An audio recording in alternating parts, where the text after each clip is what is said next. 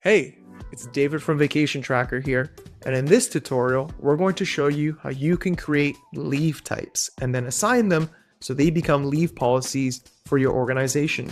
A leave type is exactly what the name implies. It denotes all the different types of leave an employee can take, whether that's time off for vacation, bereavement, jury duty, or even something that is completely custom to your organization. A leave type only becomes a leave policy once it has been assigned to a location and is active, meaning that employees can start using that type of leave for their requests. By default, Vacation Tracker does provide you with some leave types for you to use right away, but chances are you'll need to create a few of your own.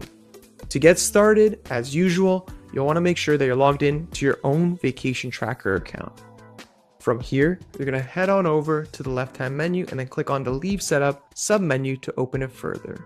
You'll see that you have access to both leave types and leave policies. The Leave Types page shows you all the existing leave types inside of your account. And it is from here where you can choose to create a new one, make an existing one inactive, or even edit and delete an existing one as well. To create a new leave type, we're going to click on the Create a Leave Type button.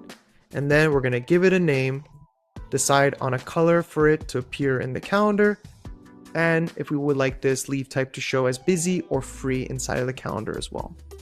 Once we click on next, we'll have access to more settings, including whether or not we want to assign it to all locations or to a specific location, as well as additional settings and parameters.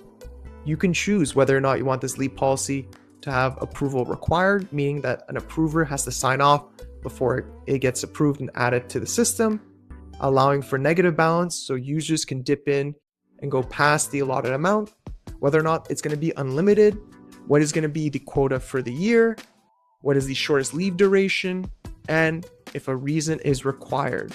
You also have the option to make this leave editable and requestable for a past date, and you can choose to hide the leave type in the calendar if it's for something sensitive. You also have the ability to enable brought forward and accruals and time off in year, but the latter two will have to be activated once it's been assigned.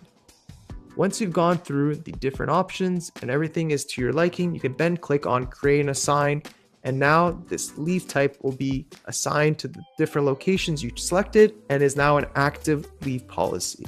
If you want to see the leave policies that are active for your Vacation Tracker account, you can head on over to the leave policy section in the menu, and now you'll see all the different leave types and all the locations for which they're assigned. If you want to make changes to an existing leave policy at a specific location, you can obviously use this page here, scroll all the way to the right, and then click on Edit.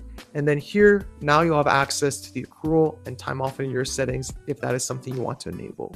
Alternatively, you can access the specific leave policy settings for a location by heading on over to the location section, picking the location in which you'd like to make changes, clicking on Edit on the card, and then heading to the Leave Policies tab and then clicking on Edit.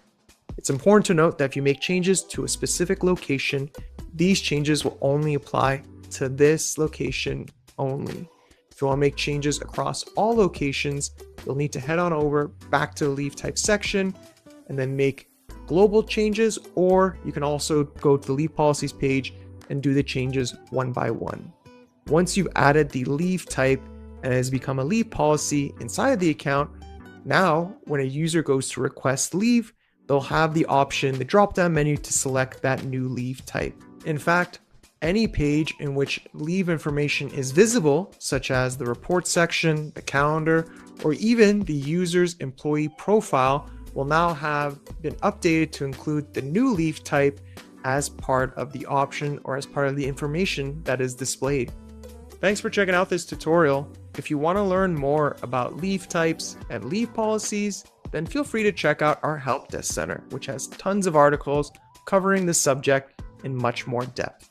And if you run into any issues whatsoever with setting up your own leave policies for your organization, then don't be shy about reaching out to our support team, either via chat or email.